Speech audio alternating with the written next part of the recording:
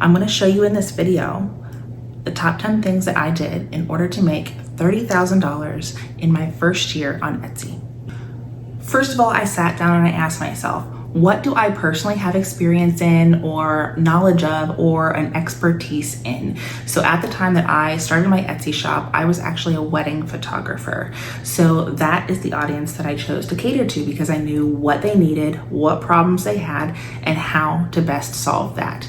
So what I did was I picked a website design because I did research on Etsy and I saw that some people were selling $3, $4, $10 items, and I knew that could be possible, especially for photographers needing things for marketing and for their business, but that needed a lot of volume. And I wanted less volume and more profit. I didn't want to deal with 6,000 customers. I want to deal with 6 for the month. You know what I mean? So I decided to make show it website templates and I sold those for around $300. And the reason I could do this is because I knew the niche specifically because I had experience in it and I had done research on it as well. And then I also priced it very well with a lot of value. Let's talk pricing. So I did not price mine the cheapest. I did not price mine the most expensive, but I did price it in a way that customers who were actually serious about creating a website for profit were interested. And the websites that I created for them not only saved them thousands of dollars from hiring an individual designer and having them design it on their own, but it also saved them tons of hours of time so that they were able to just upload the template, put in their own stuff and their own photos and their own copy and solve their problem, usually within a weekend, if not within a day. And that is a huge value that you're offering customers. The next thing that I did was focus on quality over quantity. A lot of people will tell you you need to have like 6,000 templates out there or 6,000 print-on-demand products in your shop in order to make sales, and that's simply not true. I started out with 5 templates and I added other things in there. I think when I was really starting out, I might have had a max of 25 total things in my Etsy shop. So always focus on the quality of the products that you are going to be delivering to people and making it easy and answering any questions through your products and your descriptions instead of having 6,000 things that might be lower quality and someone might buy them, but they also might have a lot of issues, which you are not going to want to deal with on the back end. The fourth thing that I did was optimize my SEO for Etsy SEO. Now, you know, Etsy is a marketplace. People are already on there because they're wanting to buy a product. So what you need to do is whatever niche you're choosing, whatever product you're choosing, you need to research that, type it into the search bar in Etsy, see what the best sellers are, and then not only look at what their titles are, but go into the listings and see what they're writing in their descriptions. How are they describing their product? How are they giving instructions in their description? Because the more questions that you can answer for your customer in your titles and descriptions, the less friction they're going to have to purchase. And also, the clearer you are in the keywords that you're using in your SEO, in your titles and descriptions, the clearer Etsy is going to be on who to deliver your products to. And it will get your products in front of the right people who are ready to buy from you. Number 5 is my listing images. Now, this might be honestly one of the scarier things for people because there's so many options on what people are doing for thumbnails, on listing images, or how many videos you need, and it can get really overwhelming. But those images that you have on your listing are really what's going to sell your product, because not only is it going to make you stand out in the complete feed of everybody else competing for that customer's attention, but it's also going to deliver exactly what they need in terms of answering their questions, showing them how it works, giving them an overview of what it looks like if it's something like a website, and including a video so that they can see how it works without clicking off of Etsy. Now, you're also going to want to include, if you are doing digital products and digital templates, a demo link in your description. I did this for website templates. You don't have to do it on smaller templates, but you absolutely can. But I wanted them to be able to actually click through the website that I was hosting on my own site so they could see how everything worked. And that in and of itself was a huge factor in getting people more comfortable to purchase right away. If you're starting a new shop on Etsy, this next one is especially important: reviews.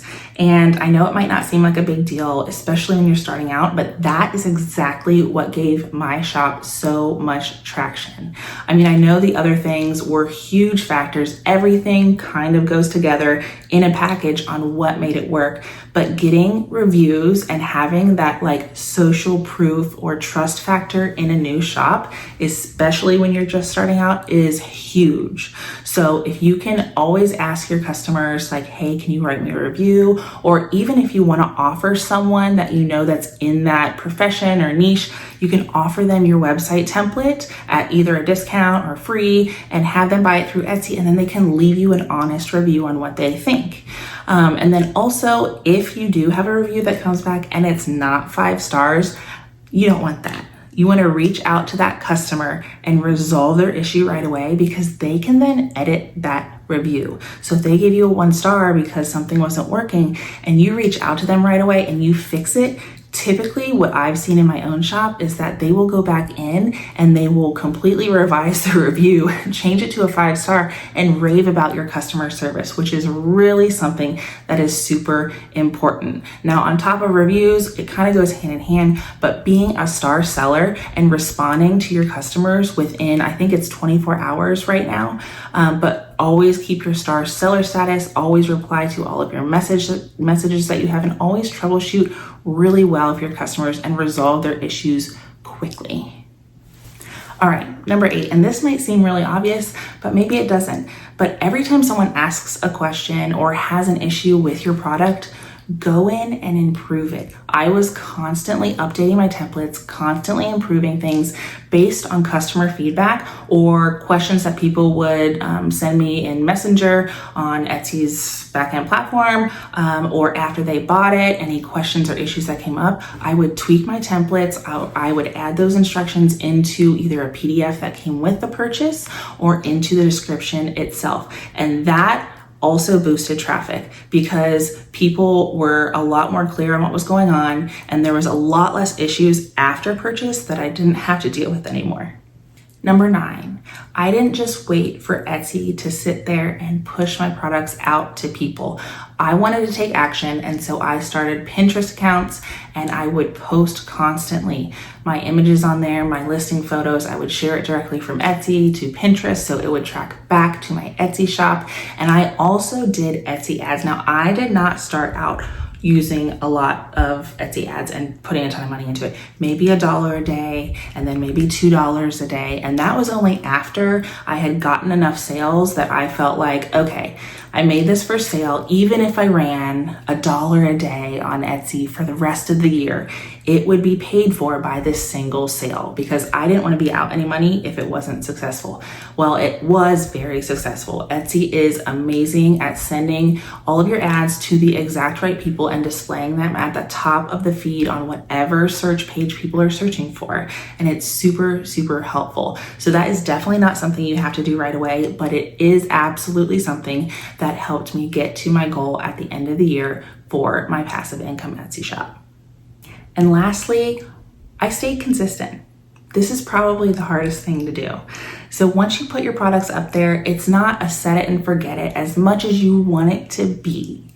It is passive in the sense that you are not constantly creating inventory, you're not constantly creating products, but what you need to do is show Etsy that you are active on the platform, because they are not going to send traffic to a shop which might ghost a customer or might not answer a question or might have an issue with their product because it's older and they haven't been active, and then that customer is upset after they purchase. So no matter what you do, you want to be always going into your Etsy shop. I was logging in every single day, and you don't have to make big tweaks. You can tweak a title, you can add a word to your descriptions, you can update a listing photo. It doesn't have to be hard, and it can be as simple as that. Or you can add new listings. Like even if you add a couple new listings a week, if they're like low ticket items, really easy to create, that is a really manageable way to keep your shop active in Etsy's eyes and make sure that they are going to still send you traffic.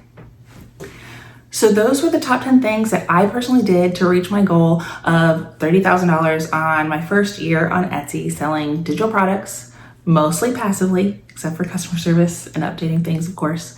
But you can absolutely do this. I did this as I was also running my own business full time and as a single mom. So it's possible, and it doesn't have to be overwhelming. If you just take the first step, and I've said this in other videos, get 1% better each day. Just do one thing to get your shop going, to get your products made, and to start on your goal on making other income other than your 9 to 5.